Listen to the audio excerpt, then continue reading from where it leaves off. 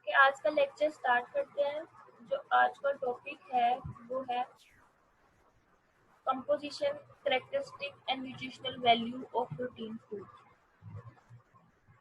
Basically जो हमने पढ़ने हैं प्रोटीन फूड, जो जिस जिस ग्रुप में प्रोटीन फूड्स आते हैं उनकी हमने न्यूट्रिशनल कंपोजिशन और कैरेक्टरिस्टिक्स पढ़ने हैं।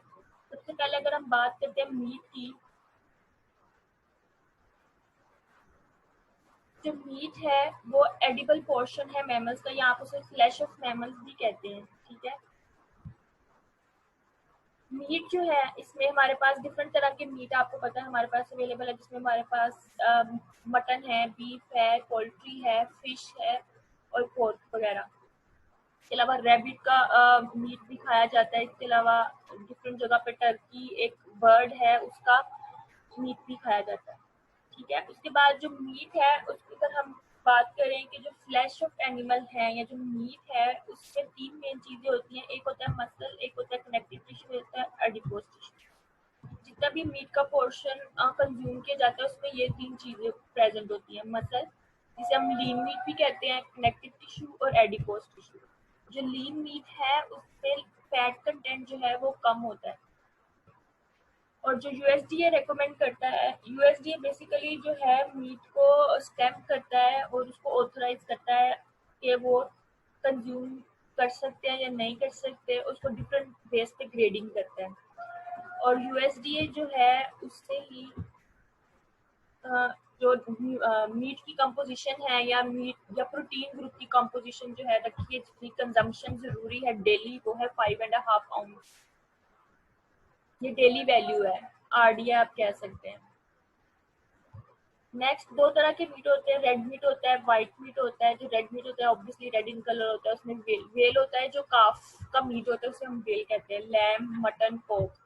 एंड व्हाइट मीट में हमारे पास स्लाइटली पेल इन कलर होता है, रेडिश इन कलर नहीं होता। इसमें हमारे पास पोल्ट्री, फिश आती है, सी फूड वगैरह।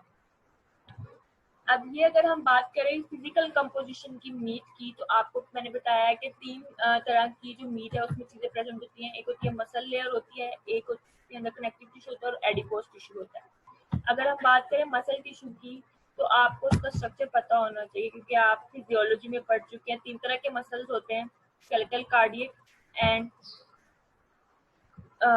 Smooth muscles. जो कार्डियक मसल होते हैं ऑब्वियसली वो हार्ट के मसल्स हैं। स्केलेटल मसल वो हैं जो लोकोमोशन में मूव हेल्प करते हैं एनिमल को मूव करने में। और जो स्मूथ मसल है वो आपके डाइजेस्टिव सिस्टम में और रिप्रोडक्टिव सिस्टम में प्रेजेंट होता है। जो हमारे पास मसल टिश्यू है उसकी अगर हम बात करें तो उसमें मायोफिब्रिल्स होते हैं। ठीक है, जो थिन एंड थिक बैंड्स बनते हैं एक्टिन एंड मायोसिन के। और उन मायोफिब्रिल्स के अराउंड एक लेयर होती है जिसे हम कहते हैं एंडोमीजियम। ठीक है, एंडोमीजियम जो है उसके अंदर मसल फाइबर्स होते हैं प्रेजेंट। ये जिस तरह आपको एक सिलेंड्रिकल शेप नजर आ रही होगी, इसके अंदर डिफरेंट छोटे छोटे मसल फाइबर प्रेजेंट होते हैं, 20 to 40 फाइबर जो मिलके एक बंडल बनाते हैं। ठीक है, जिसे हम ग्रेन ऑफ मीट कहते हैं।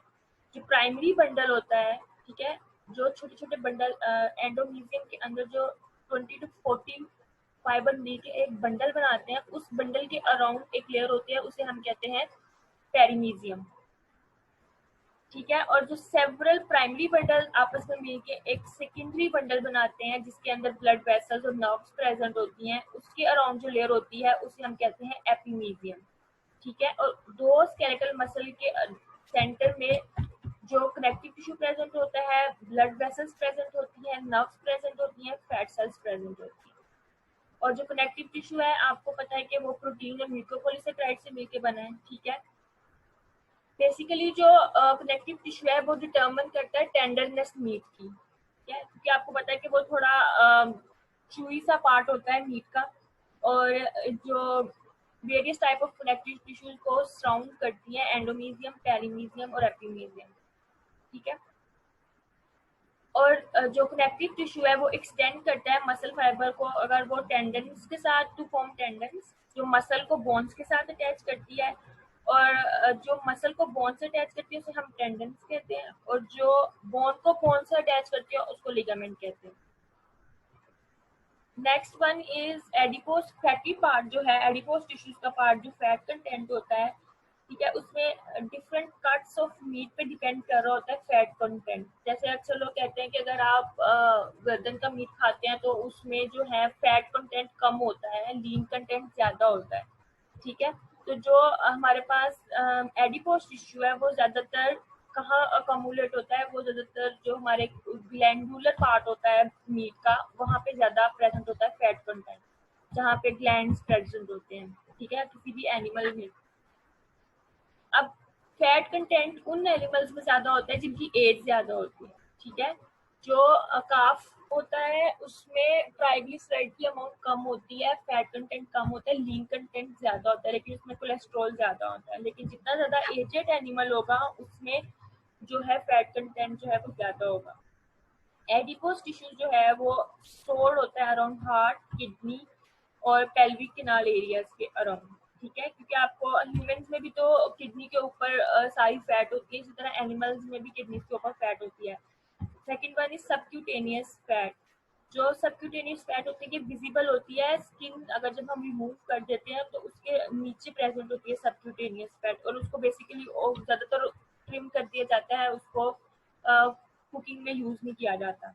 Next one is intermuscular fat. Muscular fat जो बिटवीन मसल्स होती है, और इंट्रामस्कुलर जो with in the muscle present होती है। नेक्स्ट वन, अगर हम बात करें केमिकल कंपोजिशन ऑफ मीट की, तो सबसे पहले अगर हम बात करें वाटर, वो होता है 45 to 70% वाटर होता है, 15 to 20% प्रोटीन होती है, और 5 to 40% जो है वो फैट होती है। डिपेंड करता है वैसे कि आपने कौन सा पार्ट लिया है मीट का। कार्बोहाइड्रेट्स प्रेजेंट होते हैं in the form of glycogen liver में, एनिमल के बॉडी में, लेकिन हम ज़्यादातर उसको प्रोटीन पोर्शन में काउंट नहीं करते, वो नेग्लिजिबल अमाउंट में प्रेजेंट होता है। तो फिर हम कहते हैं कि जो मीट पोर्शन है उसमें कार्बोहाइड्रेट प्रेजेंट नहीं होते। सबसे पहले वाटर, मेजर कॉन्स्टिट्यूएंट है मीट का, और ऑब्वियसली जो परसेंटेज वाटर की ज़्यादा होगी वो कहाँ होगी, लीन मीट में ज़्यादा होगी और यंग एनिमल्स में ज़्यादा होगी। क्योंकि मैं आपको बता रही हूँ कि जो यंग एनिमल है उनमें लीन मीट ज़्यादा होता है, फैट मीट जो है वो कम होता है कंपेयर टू जितना भी एजेड एनिमल होगा। Existing muscle fibre and connective tissue. अब अगर हम बात करें कि वाटर को हम किस तरह रिमूव करते हैं ड्यूरिंग प्रोसेसिंग या कुकिंग, तो कुकिंग में केमिकल मेथड से हम जो है प्रिवेंट कर सकते हैं। कौन मुझे बताएगा कौन सा केमिकल मेथड यूज करेंगे वाटर रिमूव करने के लिए ड्यूरिंग कुकिंग और मीट को टेंडर करने के लिए? आपने देखा जब हम कुक करते हैं तो मीट का साइज जो है वो श्रिंक होता रहता है। श्रिंक क्यों होता है? क्योंकि उसमें से वाटर रिमूव होता रहता है उसके मसल फाइबर में से, कनेक्टिव टिश्यू में से।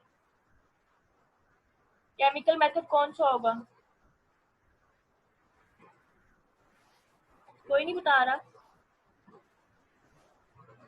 पता है आपको? जो कुकिंग करते हो उन्हें पता होगा। ऐसा कौन सा केमिकल ऐड करते हैं जिससे जो मीट है वो टेंडर होता है?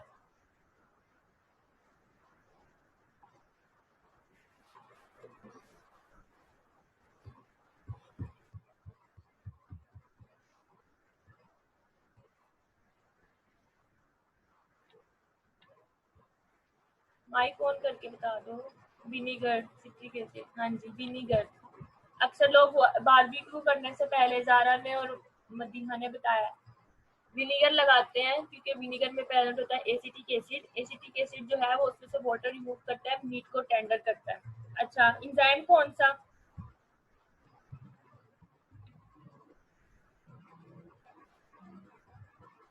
इंजामेटिक मेथड क्या होगा? क्या ऐसी चीज लगाते हैं मीट को? ये तो पता होना चाहिए। बारबेक्यू करते वक्त अक्सर लोग, खाना पकाते वक्त अक्सर ज्यादातर बीफ को लगता है, क्योंकि वो लेट। इंजाइम, इंजाइम सारा। साल्ट भी लगता है, लेकिन इंजाइम कौन सा लगता है? साल्ट में कौन सा इंजाइम है?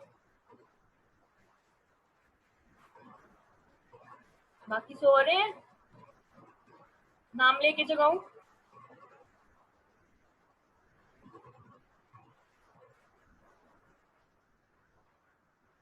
पपाया लगाते हैं ना, पपीता लगाते हैं कच्चा मीट को, उसमें पपेन इंजाइम होता है। मीट को टेंडर करने के लिए यूज करते हैं। किसी ने सुना है पहले?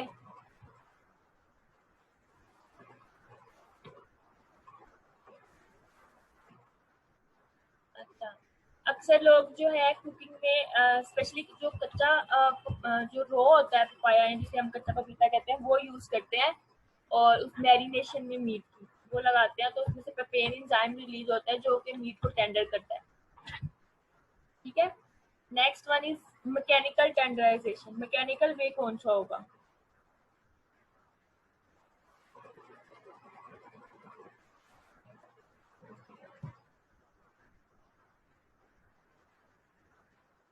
किसी के ध्यान में आता है कोई मेथड?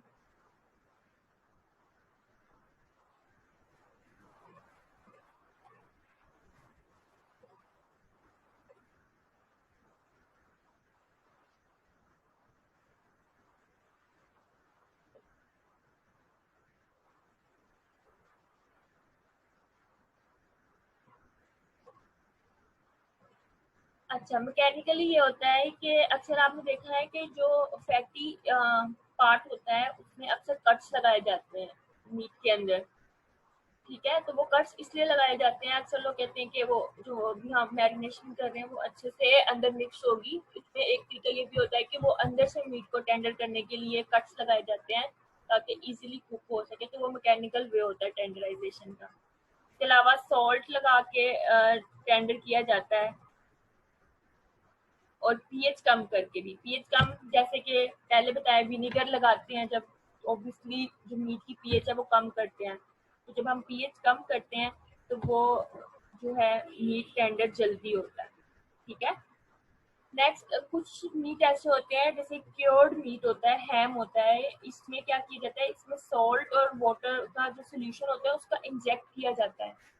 इस जो मीट कुकिंग मेथड है में क्योर्ड हैम बनता है, मैं हमारे यहाँ तो नहीं बनता लेकिन इंटरनेशनल बात कर रही हूँ, उसमें वाटर इटसेल्फ इंजेक्ट किया जाता है मीट में कुकिंग के लिए।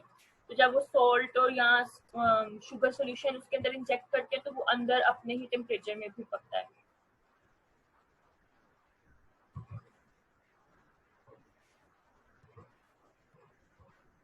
नेक्स्ट है प्रोटीन।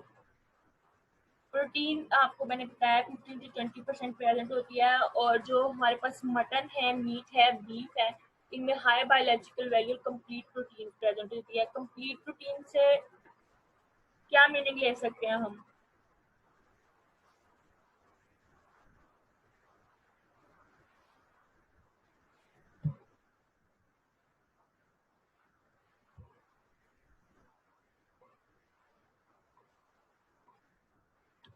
फातिमा बताएगी कंप्लीट प्रोटीन क्या होता है।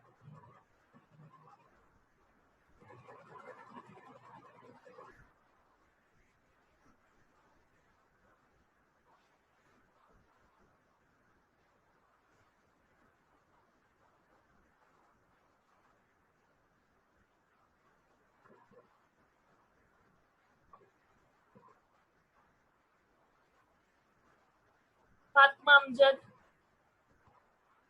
नहीं आई?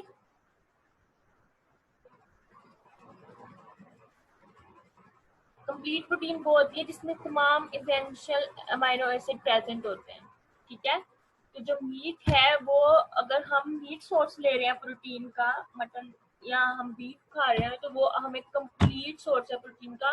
जैसे प्लांट सोर्स होता है उसमें सब अमाइनो एसिड प्रेजेंट नहीं होते हैं। ठीक है, हमें डिफरेंट सोर्सेज कंबाइन करनी पड़ती है ताकि हम सारे अमाइनो एसिड ले सकें। ठीक है, लेकिन अगर हम मीट खा रहे हैं, मटन खा रहे हैं, तो उसमें कंप्लीट प्रोटीन का मतलब है सब amino acid, essential amino acid present है।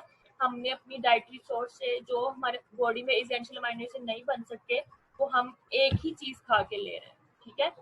अब जो प्रोटीन है वो डिफरेंट तरह की प्रेजेंट होती है, मायोफिब्रिल, स्ट्रोमल प्रोटीन और सार्को। मायोफिब्रिल वो होती है जिसमें एक्टिन मायोसिन प्रेजेंट होती है। स्ट्रोमल प्रोटीन वो होती है जिनमें हमारे पास इलास्टिन, कोलेजन, ये सब प्रोटीन प्रेजेंट होती हैं। और सार्कोप्लाज्मिक वो प्रोटीन पार्ट होता है मीट का जिसके अंदर एंजाइम्स और पिगमेंट प्रेजेंट होते हैं। पिगमेंट कौन से? हीमोग्लोबिन वाला पिगमेंट और मायोग्लोबिन वाला पिगमेंट। ठीक है। हीमोग्लोबिन पिगमेंट क्या करता है? स्टोर करता है ऑक्सीजन और रेड ब्लड सेल्स से ब्रिंगिंग टिश्यू को तरफ लेके जाता है। ठीक है, मसल्स और टिश्यू को। मायोग्लोबिन स्टोर करता है ऑक्सीजन और मसल्स में लेके जाता है जब नीड होती है मेटाबॉलिज्म में, ठीक है। डिफरेंट तरह के एंजाइम्स प्रेजेंट होते हैं, जिसमें प्रोटीलिटिक एंजाइम वो एंजाइम जो प्रोटीन की ब्रेकडाउन में यूज होते हैं, माइलोलिटिक वो जो कार्बोहाइड्रेट की ब्रेकडाउन करते हैं, और लिपोलिटिक जो डिग्रेड फैट्स की डिग्रेडेशन करते हैं। जिस तरह ह्यूमन स्ट्रक्चर है सारा, उसी तरह एनिमल का भी स्ट्रक्चर है, इसमें भी वही चीजें प्रेजेंट होती है। हमारी बॉडी में भी ये तीनों एंजाइम प्रेजेंट होते हैं कि हम फूड को डाइजेस्ट कर सके, इसी तरह एनिमल के बॉडी में भी ये सब एंजाइम्स प्रेजेंट होते हैं।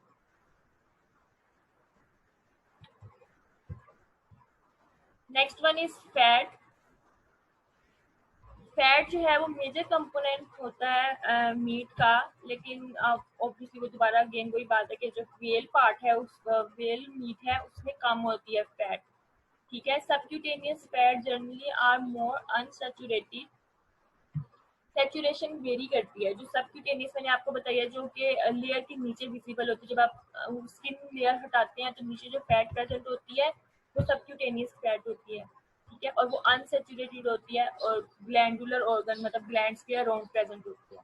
अनसैचुरेटेड मतलब इसमें डबल बॉन्ड प्रेजेंट होता है। जो सैचुरेटेड फैट है वो लेस ऑक्सीडेशन कोज करती है, लेस डेंसिटी। इसके अलावा तमाम एसेंशियल फैटी एसिड भी प्रेजेंट होते हैं, vitamin A D E and के का जो। अच्छा, सैचुरेटेड फैट जो है वो लेस ऑक्सीडेशन कैसे प्रमोट करती है, कौन बताएगा जल्दी जल्दी। मुझे लगता है मीटिंग दोबारा स्टार्ट करनी पड़नी है, एक लेक्चर में खत्म नहीं होगा।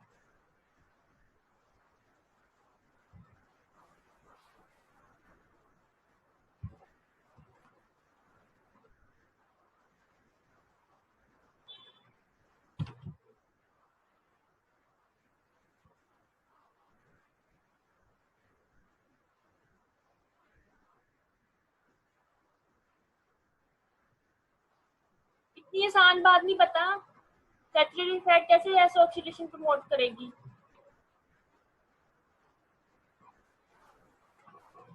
बायोकेमिस्ट्री भूल गए हो।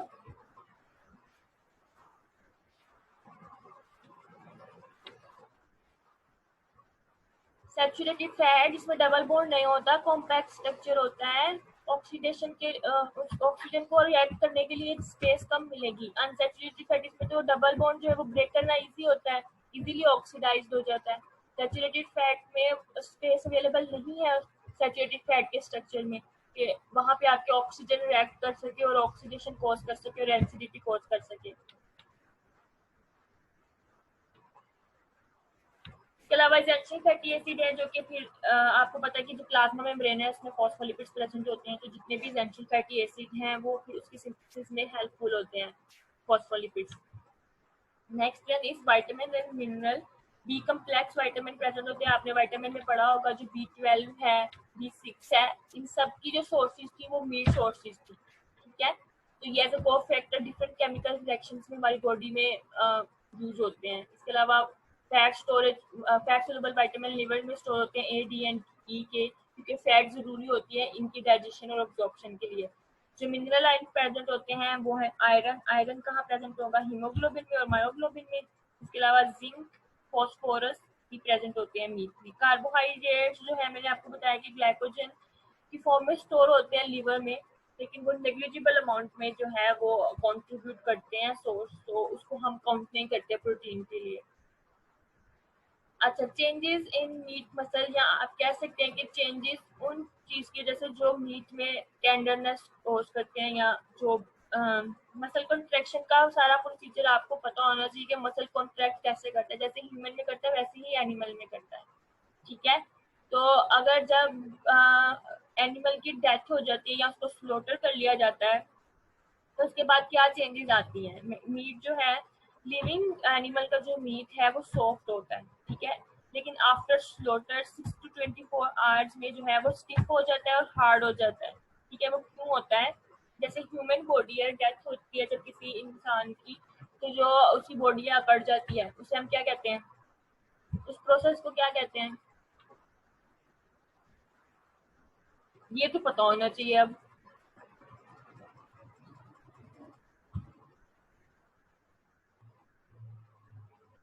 सो गए हो सब, सारा।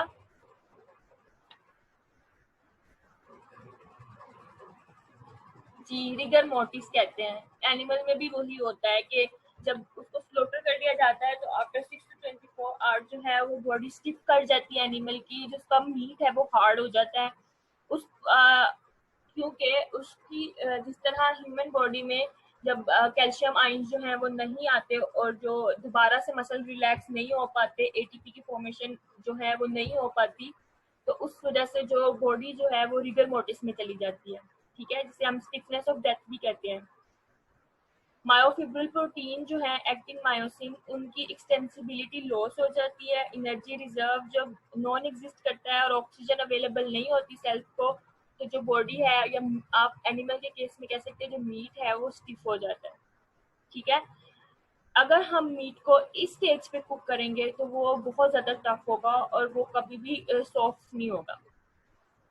लेकिन उसके बाद अगर जितना मीट एजेड होगा और हम अलाउ करेंगे इस कंडीशन को कि वो मतलब कम हो सके, पहले से मैं बताती हूँ कैसे होगी। अगर हम उसको थोड़ा टाइम देंगे, मीट जैसे स्लॉटर के फौरन बाद कुक किया तो वो हार्ड ही मिलेगा, वो कभी भी सॉफ्ट नहीं होगा।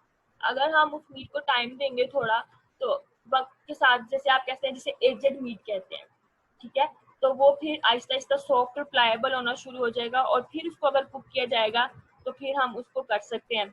अब डिफरेंट तरह से जो है वो स्टिफनेस को कम किया जाता है, जो भी ये मीट में स्टिफनेस रिगर मोर्टिस की वजह से आई होती है।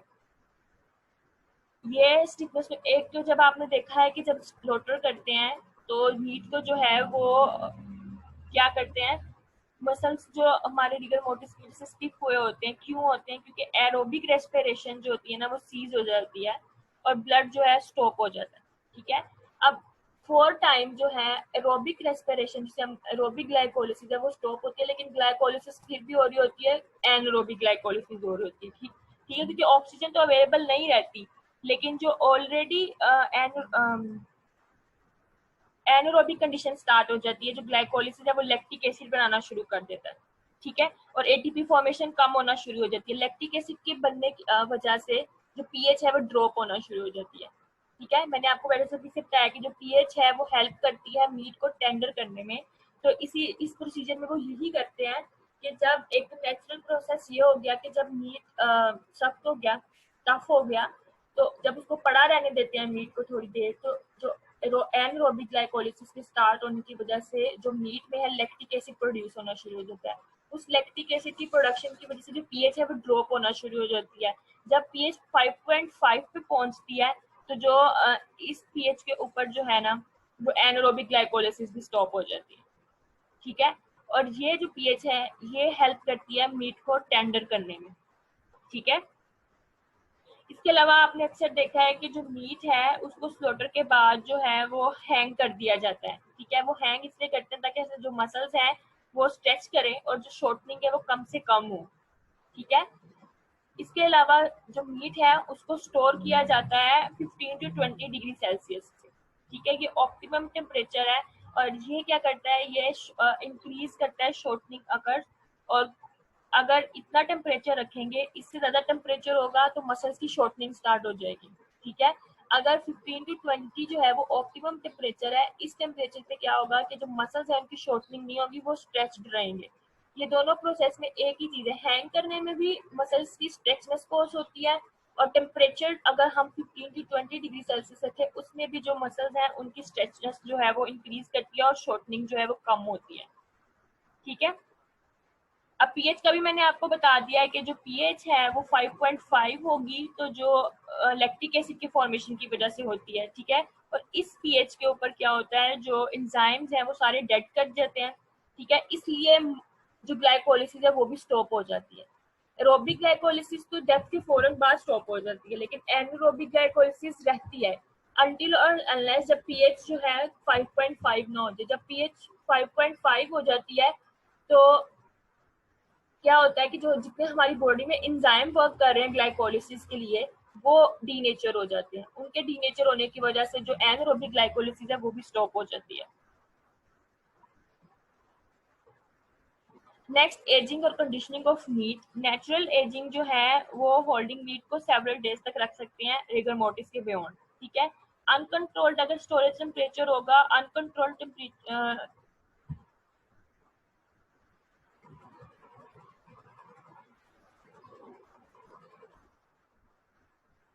जी टाइम ओवर हो रहा है, मैं दोबारा ऑन आपको लिंक भेजूंगी, पूरा नहीं हुआ लेक्चर, थोड़ा रहता है अभी।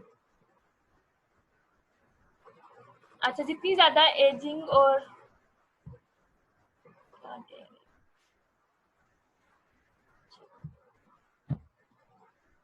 ठीक है।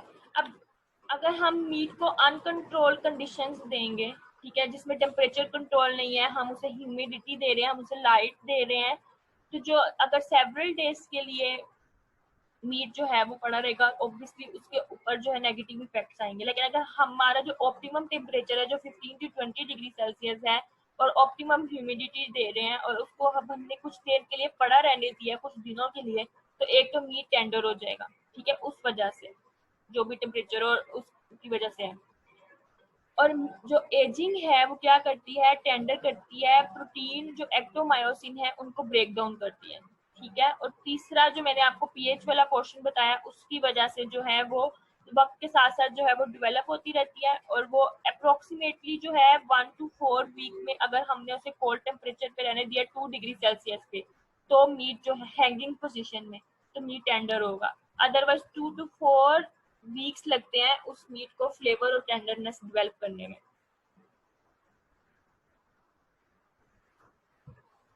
Meet pigment and colour changes, जो मीट का बेसिक कलर है वो रेड होता है, और या वाइट मीट, जो वाइट मीट के केस में होता है, तो इसमें जो प्री डोमिनेंट पिगमेंट है उसकी कंसंट्रेशन मीट में हाई होती है। जो टू मेजर पिगमेंट मैंने आपको बताए थे, हीमोग्लोबिन और मायोग्लोबिन, रेड कलर का होता है, ठीक है। ये क्या करते हैं, ये ऑक्सीजन कैरी करके लेके जाते हैं टिश्यूज तक।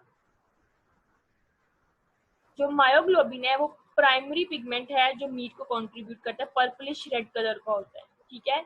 और ये जितने भी एक्सरसाइज पोर्शन या एक्सट्रीमिटीज कह सकते हैं, उन पोर्शंस में ज्यादा होता है एनिमल के, ड्यू टू ऑक्सीजन, ठीक है। जैसे कि चिकन थाई देखो, या आप थाई का पीस देखो, लेग का पीस देखो, उसमें जो रेड पर्पलिश रेड कलर ज्यादा होता है कंपेयर टू जो बाकी पार्ट है।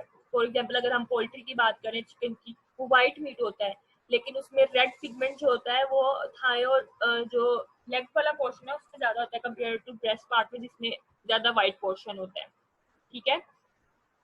क्योंकि जो ज्यादा एक्सरसाइज कंडीशन है, जो एक्सट्रीमिटीज हैं, वो वहां पे मायोग्लोबिन ज्यादा प्रेजेंट होता है, ठीक है। और जो इसका लेवल है वो इन्फ्लुएंस करता है एज की बेस पे, और डिफरेंट मसल्स की बेस पे। ऑब्वियसली मैंने आपको बताया जो लेग या एक्सट्रीमिटीज के मसल्स होंगे उनमें ज्यादा होगा, या जेंडर की बेस पे। अच्छा, अभी मैं एंड कर रही हूँ मीटिंग। आपको कोई क्वेश्चन हो तो नेक्स्ट मीटिंग में भी पूछ लीजिएगा, और उसके बाद फिर कंटिन्यू करते, थोड़ा ही रह गया बस।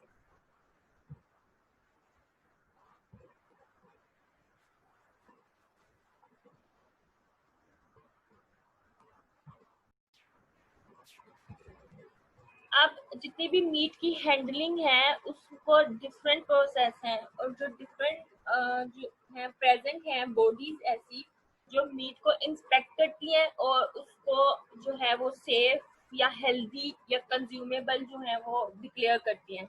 सबसे पहले है यूएसडीए इंस्पेक्शन, जो यूनाइटेड स्टेट करता है। उस इंस्पेक्शन में क्या होता है कि वो पास करता है मीट को आफ्टर पैकेजिंग, प्रोसेसिंग, और प्लांट नंबर स्पेसिफाई करता है, उसके ऊपर स्टैंप इम्पैक्ट करता है, ठीक है। डिफरेंट तरह की जो स्टैंप है वो यूज करता है इंस्पेक्ट करके मीट को, और जो स्टैंप वो यूज करता है वो नॉन टॉक्सिक होती है, वेजिटेबल डाइट से बनती है, ठीक है। और इसके अलावा एक तो जो पैकेज मीट है उसके ऊपर होती है, दूसरा कार्टन के, जो जिस कार्टन में वो पैक होता है उसके ऊपर भी स्टैंप वो इम्पैक्ट करते हैं। और वो इंस्पेक्ट जो स्टैंप होती है वो किस चीज की होती है, वो होलसमनेस की होती है, एक्यूरेट लेबलिंग की होती है, और जो यूएस गवर्नमेंट है वो लगाती है, ठीक है। जो इस तरह की स्टैंप्स होती हैं वो यहाँ पे तो हमारे पाकिस्तान में तो ओपन मीट मिलता है, लेकिन बाहर ऐसे ओपन नहीं मिलता वहाँ पे, क्योंकि कॉन्सेप्ट नहीं है, मतलब तकबीर वगैरह का। तो वहाँ पे तो जो पैकेज मीट है वो उसी तरह स्लोटर करके पैकेज करके, जिस तरह वो दूसरा फूड जो होता है उसको स्टैम्प करते हैं, इसी तरह मीट की भी डिफरेंट स्टैम्प्स में रखी होती है। अगर उन्होंने किसी दूसरे मुल्क में उसको एक्सपोर्ट करना है तो उसके लिए फिर वो उसके अकॉर्डिंग स्टैंप जो है वो उस मीट के ऊपर लगाते हैं। ठीक है। अब जो इंस्पेक्शन होती है, जो विजिबल इंस्पेक्शन है, उसकी वो स्टैंप लगा देते हैं, लेकिन बैक्टीरिया वगैरह के काउंट, अगर जो इस्चरिया कोलाई है, इकोलाई जिसे भी हम कहते हैं, वो विजिबल इंस्पेक्शन में नजर नहीं आता। ठीक है, तो फिर उसमें बैक्टीरियल काउंट किया जाता है। एक हैसप नाम की जो है वो इंस्पेक्शन डेवलप की गई है। हैसप होता है hazard analysis and critical control point. ये फूड सेफ्टी वालों को इसका ज्यादा लिंक है, हमसे इतना लिंक नहीं है, लेकिन हमें पता होना चाहिए है सबका कि हाँ, फूड सेफ्टी ऑब्वियसली हमारे लिए भी उतनी ही इम्पोर्टेंट है जितनी फूड सेफ्टी वालों के लिए। तो नॉर्मल इंडिविजुअल को भी पता होना चाहिए कि हैजर्ड क्या होता है। हैजर्ड होता है hazard analysis and critical control point. इसके डिफरेंट स्टेप्स होते हैं हैजर्ड के, जिसको पास करते हैं, और फिर वो मीट को या किसी भी फूड को वो डिक्लेयर करते हैं कि ये कंज्यूमेबल है या ये यूजेबल है। ठीक है, तो जो हमारे पास बैक्टीरियल काउंट के लिए या जो बैक्टीरियल इंस्पेक्शन है, उसके लिए वो हैसप वाला सिस्टम यूज करते हैं। ठीक है, और उसकी रिस्क असेसमेंट करते हैं, उसका टेम्परेचर मीट का। ज्यादातर जो कैंड फूड है ना, उसमें हैसप यूज होता है। ठीक है, कितने टेम्परेचर पे, कितनी देर के लिए, कितना ह्यूमिडिटी पे जो है वो मीट को प्रोसेस किया गया है और उसको पास किया गया है। ठीक है, तो इसको करता है यूएसडीए। नेक्स्ट वन है कोशर। कोशर जो है ये ज्यादातर ज्यूइश से रिलेटेड है। ये इंडिकेट करता है कि जो मीट है वो फिट है और प्रॉपर है। ठीक है, और जो एनिमल है वो कम्प्लीटली स्लोटर है और उसका जो ब्लड है वो कम्प्लीटली ड्रेन किया गया है। ठीक है, उसमें लैम, गोट, बीफ आता है, क्योंकि ज्यूस भी पोर्क नहीं खाते। ठीक है, तो इसमें कुछ चीजें ऐसी हैं जो ह्यूमन जो है, मतलब जो मुस्लिम है वो भी कंज्यूम कर सकते हैं, लेकिन जो कुछ चीजें ऐसी हैं जो हलाल सर्टिफिकेशन में आती है वो कोशर में नहीं आती। हलाल सर्टिफिकेशन फॉर मुस्लिम। ठीक है, तो वो मुस्लिम सोसाइटीज ने जो है वो ओरिजिनेट किया हलाल सर्टिफिकेशन। अब जो कोशर सर्टिफिकेशन है उसमें वो स्टैंप करते हैं होलसमनेस को और ग्रेड करते हैं फूड को। ठीक है, नेक्स्ट वन इज हलाल सर्टिफिकेशन। हलाल सर्टिफिकेशन में भी फूड जो है वो प्रॉपर है और परमिटेड है। जो कोशर था उसमें फिट एंड प्रॉपर था, उसमें परमिटेड नहीं था। हलाल सर्टिफिकेशन में परमिटेड है। हलाल में पोर्क नहीं आता। जो ह्यूमन कंज्यूम की चीजें, स्लोटर्ड होना चाहिए उसमें, वो कंप्लीट जो प्रोसीजर मुस्लिम यूज करते हैं स्लोटरिंग का वो होना चाहिए। इसके अलावा कंप्लीट इंस्पेक्शन होनी चाहिए। हलाल सर्टिफिकेशन डिफरेंट फूड को दी जाती है, मीट के अलावा भी। ठीक है, तो डिफरेंट बेस पे ग्रेडिंग करके जो है मीट को वो कंसिडर करते हैं। अगर वो हलाल स्टैंडर्ड्स पे पूरा उतरता है तो उसको हलाल कंसिडर करते हैं, अदरवाइज उसको हलाल नहीं किया जाता। बेसिकली जो सबसे पहली बात तो हमारी जो स्लोटरिंग की आती है कि जो तकबीर पढ़नी जरूरी है, अगर वो ही नहीं है तो वो फिर हलाल सर्टिफाइड में कभी नहीं आएगा मीट। नेक्स्ट, ग्रेड कैसे करते हैं? डिफरेंट ग्रेडिंग क्राइटेरिया दिया जाता है, जिसमें prime, choice, select, standard, commercial, utility, cutter और कैनर है। अगर प्राइम ग्रेड जो है वो, अगर वो जो मीट है वो वेल कटेड है, ठीक है, उसके पीस जो हैं वो वेल कटेड है, अगर तो उसको हम रखते हैं प्राइम ग्रेड में। ठीक है, प्राइम, चॉइस, सिलेक्ट और स्टैंडर्ड रैंकिंग दी जाती है जो बाय चॉइस। ठीक है, अगर वेल कट है सबसे पहली प्राइम ग्रेड दिया जाएगा उसको। अगर उससे कम है तो फिर हम उसे चॉइस देंगे। अगर उससे वेल लेस कट है तो उसे सिलेक्ट करेंगे। ठीक है, सबसे प्राइम का मतलब है जो सबसे अच्छा है। ठीक है, उसके बाद जो है वो नीचे नीचे ग्रेड आता जाता है। ठीक है, अगर वो एनिमल जो है वो वेल कट नहीं है, यंगर एनिमल नहीं है, तो फिर जो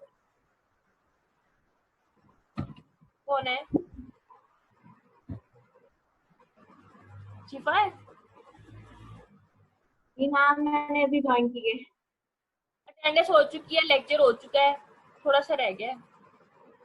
मैंने जितना रह गया मैं उतना ले लेती हाँ जी, अगर क्वालिटी ग्रेडिंग की बात करें तो उसको यील्ड के ऊपर भी ग्रेड किया जाता है। ठीक है, होलसेल पे किया जाता है।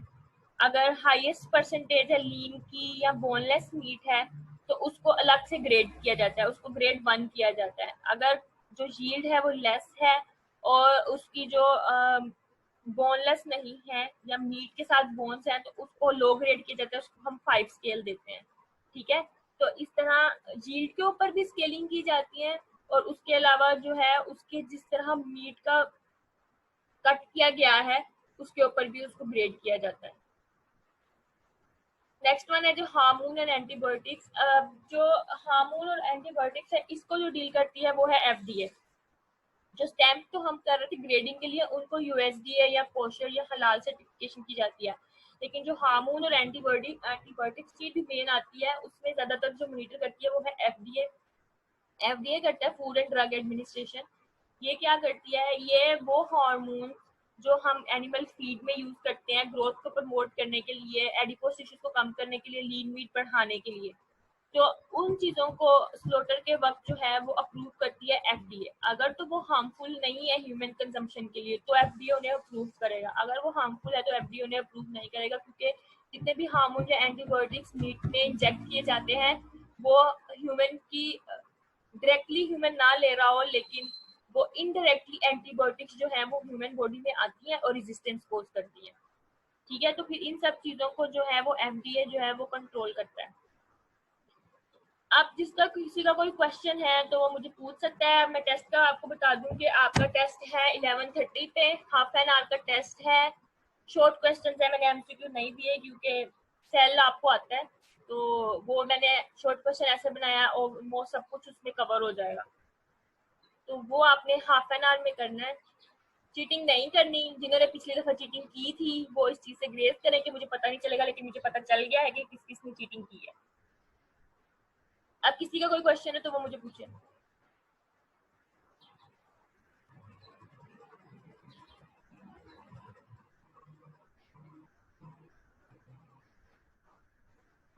ये कंप्लीट नहीं हुआ, ये मैं बुक भी आपको सेंड कर देती हूँ जहाँ से मैंने पढ़ा है।